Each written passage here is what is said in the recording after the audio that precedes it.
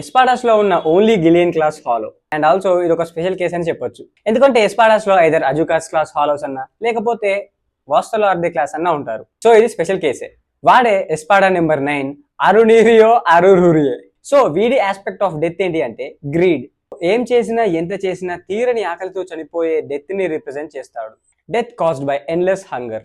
So అరునీరియో గాడి కేసులో గ్రీడ్ అంటే డబ్బో లేక పవరో కాదు, లిమిట్ లేకుండా దొరికినన్ని సోల్స్ ని కన్జ్యూమ్ చేయడం. తను రిప్రజెంట్ చేసేది తన ఎగ్జిస్టెన్సే ఒక ఫార్మ్ ఆఫ్ హంగర్. తను నేచురల్ గా ఎవాల్వ్ అవుతూ ఎదగలేదు, తన కంటికి కనిపించిందల్లా కన్జ్యూమ్ చేస్తూ అలా ఎస్పాడా అయ్యాడు. సో అందుకే వీడు గ్రీడ్ అనే ఆస్పెక్ట్ కి పర్ఫెక్ట్ ఎంబాడిమెంట్. గ్రీడ్ ని పర్ఫెక్ట్ గా రిప్రజెంట్ చేస్తాడు.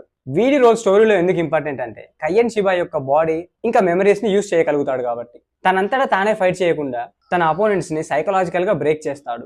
సో తన గ్రీడ్ ఫిజికల్ హంగర్ మాత్రమే కాదు, తనవి కానీ identities, emotions, memories and respect ని కూడా కన్జ్యూమ్ చేస్తాడు. సో అరునీరియో గారి ఎబిలిటీస్ మీకు తెలుసు.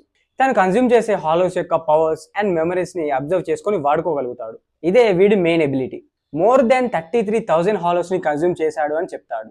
తన రియల్ బాడీ సన్లైట్ ని తట్టుకోలేదు, సో సన్లైట్ లో బ్రతకలేడు. సో వాడు ఆ ప్రొటెక్టివ్ ట్యాంక్ లో ఉంటాడు కదా, అది బ్రేక్ అయ్యి కరిగి చనిపోతాడు. సో వాడిని చంపాలంటే ఖచ్చితంగా వాడిని సన్లైట్ కి ఎక్స్పోజ్ చేయాలి అండ్ ఆల్సో తన ట్యాంక్ ని బ్రేక్ చేసి కరిగించి కూడా చంపొచ్చు.